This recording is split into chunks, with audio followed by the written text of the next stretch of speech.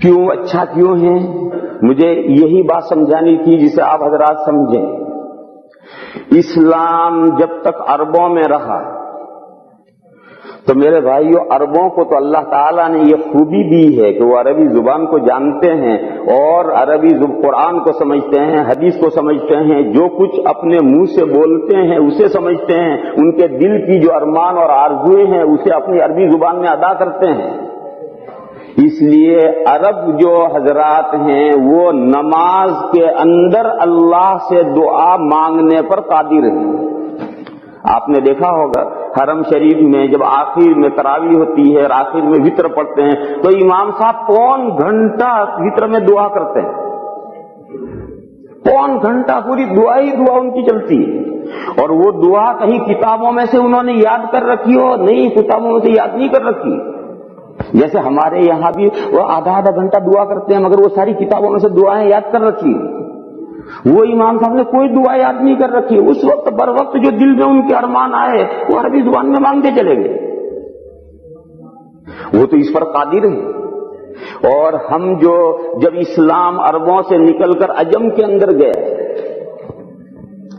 تو میرے بھائیوں چاہیے تو یہ تھا کہ اسلام جہاں تک پہنچے سب جگہ پر لوگوں کو عربی زبان سے ایسا تعلق ہونا چاہیے جیسا مادری زبان سے تعلق ہوتا ہے، کیونکہ یہ مذہب کی زبان ہے۔ مادری زبان تو جانے بغیر کام چل سکتا ہے لیکن مذہب کی زبان جانے بغیر آدمی کا دین کیسے صحیح رہ سکتا ہے؟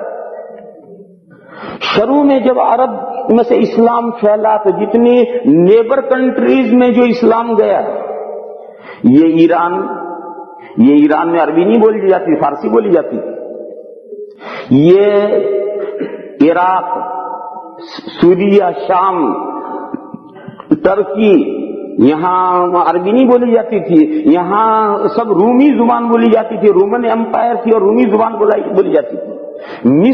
مصر میں عربی نہیں بولی جاتی تھی، وہاں قبطی زبان بولی جاتی تھی۔ اس سے نیچے جو سوڈان ہے اور ایتھوپیا، حبشہ ہے، وہاں سب حبشی زبان بولی جاتی تھی۔ مگر جب اسلام پھیلا، صحابہ کے زمانے میں اسلام بڑھا اور وہاں کے لوگوں نے اسلام قبول کیا تو انہوں نے صرف اسلام قبول نہیں کیا، اسلام کی جو زبان تھی عربی زبان ان کو بھی انہوں نے اپنی مادری زبان کی طرح قبول کر لیا، اور آج اللہ کے فضل سے وہ سب عرب ممالک ہیں۔ آج وہ سب عرب ممالک ہیں، وہاں عربی زبان بولی جاتی ہے، وہاں کا بچہ عربی زبان سمجھتا ہے، جانتا ہے۔ وہ دوسری زبان ہے تو وہ سیکنڈ زبان لینگویج ہے، اصل زبان عربی بن گئی۔ لیکن پھر اور اسلام وہاں سے آگے بڑھا، وہاں سے اسلام اور آگے کہاں بڑھا؟ ترکیہ سے اور نارتھ کی طرف اسلام اوپر بڑھا۔ تو ترکیہ سے اور نارتھ کی طرف گئے تو یہ ملک آئے، ازبکستان، قزاقستان، تاجکستان، یہ جو 5 ملک ہیں جو ابھی روس نے چھوڑے ہیں، یہ ملک آئے اس سے ترکیہ سے اوپر۔ پھر وہاں ایک نہر تھی، وہ نہر کہلاتی تھی جیہون، اس نہر سے اور نارتھ کی طرف گئے تو یہ ماوراؤن نہر کا علاقہ ہے، اسی ماوراؤن نہر کے اندر بخارا وغیرہ ادھر آئے۔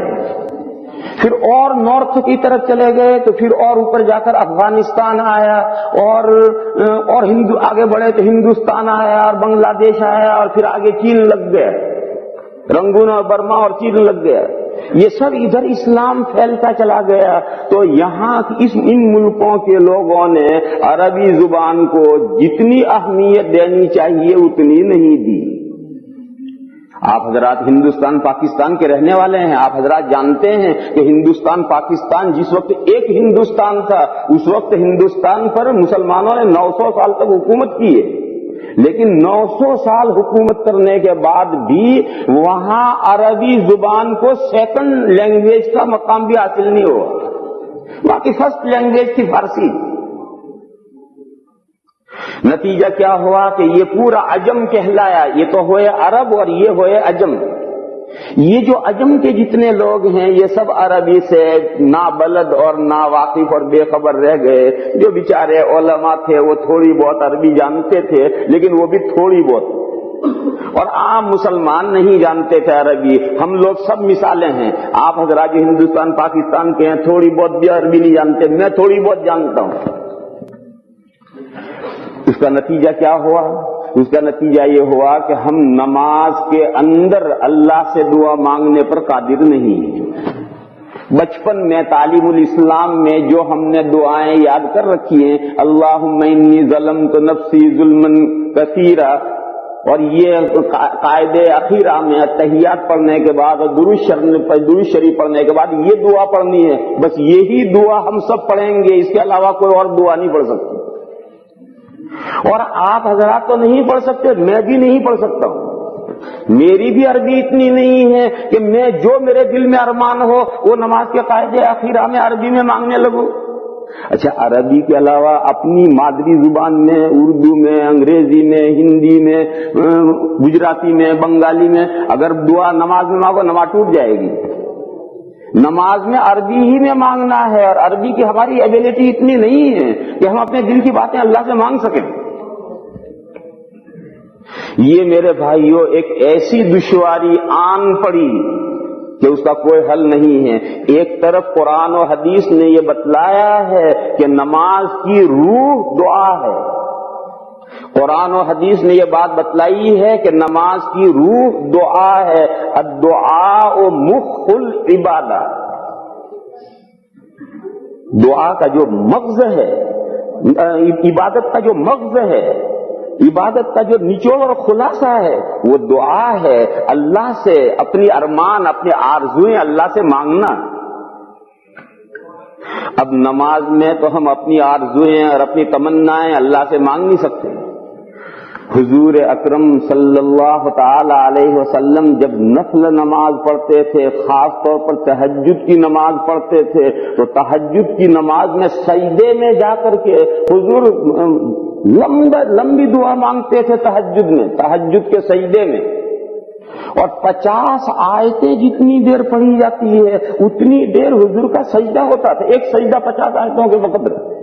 اس میں پہلے خوب اللہ کی تعریف کرتے تھے اور خوب تعریف کرنے کے بعد پھر اس میں دعائیں مانگی جاتی تھی۔ اسی لیے مسئلہ یہ ہے کہ قیام میں صرف قرات ہوگی، کوئی دعا نہیں ہوگی، لیکن قیام میں بھی فرض نماز کے لیے یہ مسئلہ ہے، فرض نماز کے لیے مسئلہ ہے کہ قیام میں فاتحہ پڑھو پھر سورت پڑھو، کوئی دعا نہیں۔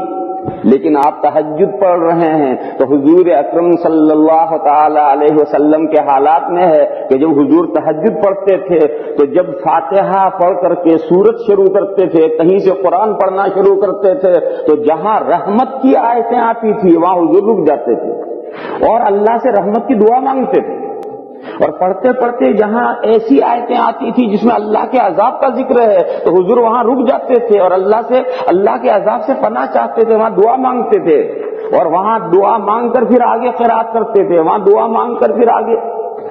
تو قرات کے درمیان میں رک کر کے اللہ سے رحمت کی دعائیں اور اللہ کے عذاب سے پناہ چاہتے تھے تہجد کی نماز میں۔ ظاہر ہے حضور یہ کرتے تھے تو صحابہ بھی یہی کرتے تھے۔ آج ہم میں سے کون کر سکتا ہے؟ ہم میں سے کوئی بھی نہیں کر سکتا۔ قرات کے بیچ میں رک جائے اور رک کر کے اللہ سے رحمت کی دعائیں مانگنا شروع کرے یا اللہ کے عذاب سے پناہ چاہنا چاہے تو نہیں مانگ سکتا، اس لیے کہ ہمیں وہ دعائیں معلوم ہی نہیں وہ کیا مانگنی۔ وہ جو موقع ہے، جو آیتیں ہیں، ان آیتوں کے تقاضے سے کیا دعا مانگنی ہے، ہم ان آیتوں کو ہی نہیں سمجھ رہے، سب سمجھ رہے ہیں دعا کیا مانگیں۔ جو آیتیں ہم پڑھ رہے ہیں ہم ان آیتوں کو ہی نہیں سمجھ رہے، دعا کیا مانگیں۔ تو حضور اکرم صلی اللہ تعالی علیہ وسلم تہجد کی نماز میں قرات کے بیچ میں رک کر دعائیں مانگتے تھے، 2 سجدوں کے بیچ میں دعا مانگتے تھے، اور تہجد کی نماز میں لمبا سجدہ فرماتے تھے اور سجدے میں دعا مانگتے تھے، اور قاعدہ اخیرہ جو ہے، آخری قاعدہ، وہ تو دعا کی جگہ ہے ہی۔ تو جب ان سب جگہوں میں آدمی نے جی بھر کر اللہ سے دعائیں مانگ لی، اب بتاؤ سلام کے بعد کیا دعا مانگیں گے؟ اب سلام کے بعد دعا کی کیا ضرورت ہے انہیں؟ یہ تو ایسا ہی مسئلہ ہو گیا جیسے کہ جنازے کی نماز۔ جنازے کی نماز جو ہے یہ عبادت نہیں ہے، ورشپ نہیں ہے۔ جنازے کی جو نماز ہے یہ عبادت نہیں ہے، ورشپ نہیں ہے۔ عبادت مانے ورشپ، بلکہ جنازے کی نماز تو ایک دعا ہے۔ جنازے کی نماز میں کیا ہوتا ہے؟ پہلی تکبیر کے بعد ہم ثنا پڑھتے ہیں، دوسری تکبیر کے بعد حضور پر درود بھیجتے ہیں. یہ دعا کے آداب ہیں کہ دعا مانگنی ہو تو پہلے اللہ کی تعریف کرو, اللہ کی تعریف کر کے پھر حضور پر درود بھیجو. تو ہم جنازے میں پہلی تکبیر کے بعد اللہ کی تعریف کرتے ہیں, پھر دوسری تکبیر کے بعد حضور اکرم صلی اللہ تعالی علیہ وسلم تو پر درود بھیجتے ہیں, اور پھر تیسری تکبیر کہہ کر کے پھر اب دعا کرتے ہیں میت کے لیے بھی, زندوں کے لیے بھی, موجود کے لیے بھی, غائب کے لیے بھی, اپنے لیے بھی, دوسروں کے لیے بھی, سب کے لیے دعا کرتے ہیں, اور پھر چوتھی تکبیر کہہ کر فوراً سلام پھیر دیتے ہیں. جنازے کی نماز یہی تو ہے. اس میں کہیں عبادت یعنی ورشپ, عبادت اور ورشپ کا پہلو نہیں ہے, یہ تو اس میت کے لیے دعا ہے. تو جب جنازے کی نماز پڑھ لی اور دعا مانگ لی تو اب سلام پھیر کر کے پھر سب دعا کر رہے ہیں, تو دعا کے بعد دعا کیسی؟ یہ بھی ایک جھگڑا ہندوستان پاکستان میں بہت چلتا ہے. یہ بھی ہندوستان پاکستان میں ایک جھگڑا بہت چلتا ہے کہ جنازے کی نماز کے بعد دعا مانگنی چاہیے یا نہیں مانگنی چاہیے. اس جھگڑے کو یہ میں سمجھا رہا آپ حضرات کو کہ ایک جماعت یہ کہتی ہے کہ بھئی جنازے کی نماز تو ساری دعا ہی ہے, پھر اس دعا کے بعد دوسری دعا کا کیا مطلب؟ اس لیے وہ یہ کہتے ہیں کہ جنازے کی نماز کے بعد دعا نہیں ہے, اس لیے کہ جنازے کی نماز تو خود دعا ہے, اور پھر دعا کے بعد دوسری دعا کیا؟ ایک دوسری جماعت یہ کہتی ہے کہ جنازے کی نماز ٹھیک ہے دعا ہے, مگر ہم سمجھے کہاں اس دعا کو؟ جنازے کی نماز جو دعا ہے اس دعا کو ہم سمجھے کہاں؟ لہذا وہ تو دعا مانگنا نہ مانگنا برابر ہو گیا, لہذا سلام کے بعد پھر دعا مانگو. یوں وہ جنازے کے بعد سے ہندوستان پاکستان میں دعا شروع ہوئی ہے. ہندوستان پاکستان میں جو جنازے کے بعد دعا شروع ہوئی وہ یوں شروع ہوئی ہے. کیا یہی ہم نہیں سمجھتے کہ جنازے کی نماز دعا ہے؟ یہی بات نہیں سمجھتے ہم. تو اب ہم نے سوچا کہ جنازے کی نماز تو پڑھ لی, اب میت کے لیے دعا کرو. تو اب سلام پھیرنے کے بعد میت کے لیے دعا کرتے ہیں, اور وہ نماز پڑھی وہ کیا کیا ہوتا؟ وہ تو جنازے کی نماز پڑھی, وہ دعا ہے, اسے ہم سمجھتے ہی نہیں. یہ صورتحال ہے, اس سے وہ سب مسائل پیدا ہوئے ہیں. میں آپ حضرات کے ذہن کو وسیع کرتا ہوں ساری باتیں سمجھنے کے لیے. تو میں عرض یہ کر رہا تھا کہ یہ جو 5 وقت کی نمازیں ہیں, ان 5 وقتوں کی نمازوں میں جب ایک آدمی عربی زبان جانتا ہے اور اس نے جگہ جگہ دعائیں مانگی, قراتوں کے بیچ میں دعائیں مانگی, سجدوں کے سجدے کے اندر دعائیں مانگی, سجدوں کے بیچ میں دعائیں مانگی, قائد اخیرہ کے بیچ میں دعائیں مانگی, اور خوب جی بھر کر کے دعائیں مانگی, اب تو کچھ بچا ہی نہیں. سلام پھیرنے کے بعد کیا مانگے گا؟ اب سلام پھیرنے کے بعد کچھ نہیں مانگنا. لیکن اجمی کہلاتے ہیں غیر عرب, یعنی جو عرب نہیں ہے, ہم لوگ ہیں, یہ جو عرب نہیں ہے یہ اجمی کہلاتے ہیں. اجمیوں کی پریشانی یہ ہے کہ وہ نماز میں جہاں جہاں حضور اکرم صلی اللہ تعالی علیہ وسلم سے دعائیں منقول ہوئی ہیں اور ماثور ہوئی ہیں, ہم نے وہ یاد کر لی ہیں, اور موقع سے وہ دعائیں ہم پڑھتے ہیں. 2 سجدوں کے بیچ میں ہم پڑھتے ہیں اللہم اغفر لی ورحمنی وعافنی واہدنی, حدیث سے دعا آئی ہے, ہم قاعدے میں 2 سجدوں کے بیچ میں پڑھتے ہیں. سجدے میں بھی کوئی, سجدے میں تو ہم پڑھتے ہی نہیں سوائے تسبیح کے. رکوع اور سجدے میں تو ہم تسبیح کے علاوہ پڑھتے ہی نہیں.